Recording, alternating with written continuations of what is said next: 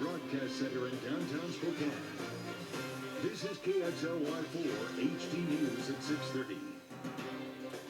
He's been called everything from a racist to a liar to a would-be killer. Well, now a North Idaho attorney is making one last plea to save himself from spending the rest of his life in prison. Edgar Steele could get 50 years for hiring someone to kill his wife last summer. That sentence would mean he would die in prison. So he spoke with our Melissa Luck, trying to clear his name one last time. Yeah, Edgar Steele is known to a lot of people around here for defending the Aryan Nations and some other really unpopular clients. But he didn't take the stand during his trial and didn't defend himself. Now he's taking one last stand against what he calls the tyranny and corruption of our government. 911, where's your emergency? It has all the makings of a Hollywood thriller. I just pulled into the Quaker State oil change, and they went underneath my car. It begins with a man charged with hiring his handyman to blow up his wife. And they were going to do an oil change, and they had found a pipe bomb on my car. We have a car coming to get service, and it looks like they have a pipe bomb underneath the car. Prosecutors say not only did they find the bomb, they have Edgar Steele on tape, offering handyman Larry Fairfax money to make the hit. It didn't take a jury long to convict Steele. Now he's awaiting a sentence that could put him away for life.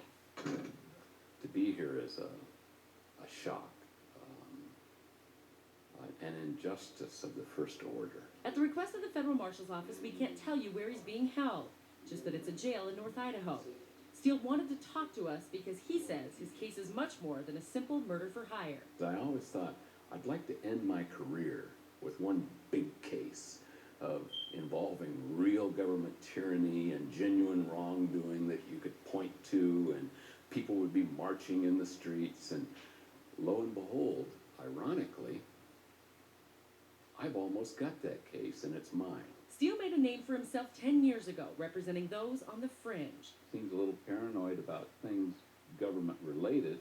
The McGuckin family, whose children held government agents at bay for days with guns and guard dogs. Then the Aryan Nations, in the case that bankrupted the movement.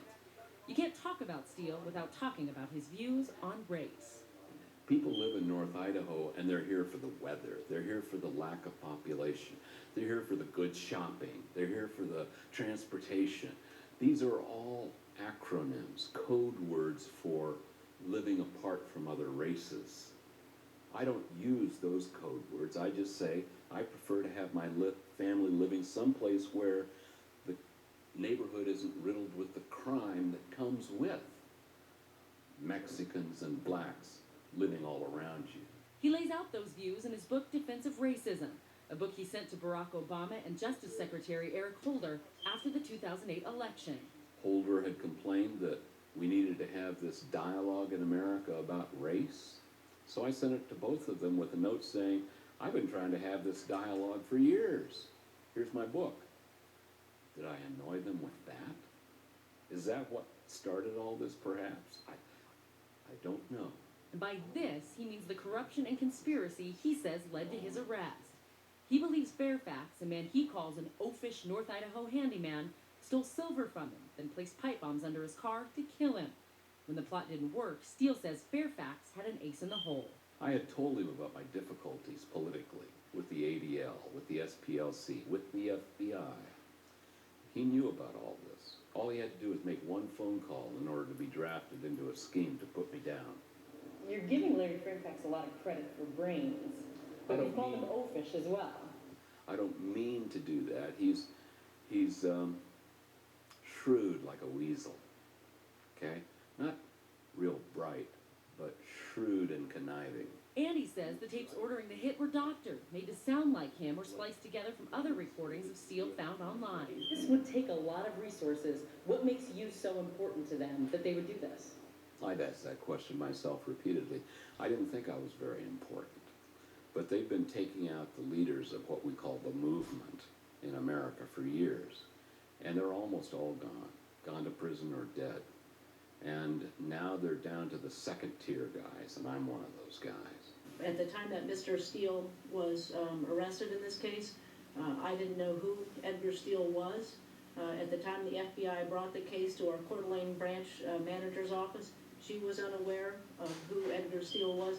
We simply didn't know who he was until received allegations that he was involved in criminal conduct. U.S. Attorney Wendy Olson disputes every allegation of misconduct put forth by Edgar Steele, including his contention that the government wants him put away because of who he is, an outspoken white separatist, not what he's accused of doing. Here we got a case with no victim, no damage, and we've got a confessed perp serving his time in jail, and they want to lay 60 years on me. What's wrong with that picture? There's something else going on. He was attempting, according to the evidence that was introduced at trial and the jury's verdict, to find someone to kill his wife. We will always treat those crimes seriously. We have treated murder for hire cases seriously in this district throughout the time I've been with the U.S. Attorney's Office. And what about his wife? Steele still wears his wedding ring and talks to Cindy every day. He says her loyalty proves he'd never want her dead. My wife is a sweetheart, a heart of gold. Every time I see her, my heart leaps up. She's my buddy, my partner, my lover, my co-worker. She's a part of me. I can't imagine life without her. But that's a reality he may need to get used to. At my age, 10 years in prison is a death sentence. It doesn't matter what they give me. It's all, hell, give me 1,000 years, Judge. Put me in the Guinness Book of World Records. It doesn't matter to me. Steele says he's not sure how far up the government corruption goes, just that it's time America knew what he's been warning about for years. He points to the Occupy Wall Street movement as citizens rising up to take back their country. He's asked a judge to give him a new trial and says he can win with new prosecutors, a new defense lawyer, and a new judge. You think the judge is corrupt in this case? I can't say that. I mean, I'm not allowed to say that. It would literally be illegal for me to say that. He's certainly been guilty of several cases of judicial misconduct. And remember what Steele said about ending his career with that one big case? I asked him, is he turning a simple criminal matter into something much bigger? Steele says he doesn't have to. The government already has. Why would they come after me? They go after people all the time.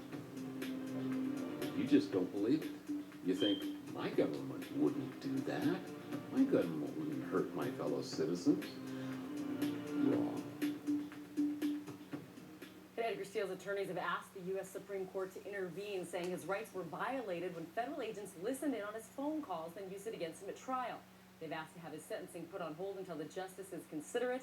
That request just yesterday was denied, so he will be sentenced next Wednesday in Coeur d'Alene. Oh, great story, compelling interview. And to this day, his wife Cindy still supports him. That's right. Even just after my 5 o'clock preview of the story, I got an email from Cindy Steele. It's extensive. We're going to put it all on our website. She says, when they wrongly sentenced my husband, they're wrongly sentencing me and depriving me of the rest of my life with my husband, destroying a family that was happy, solid, and loving before his wrongful arrest.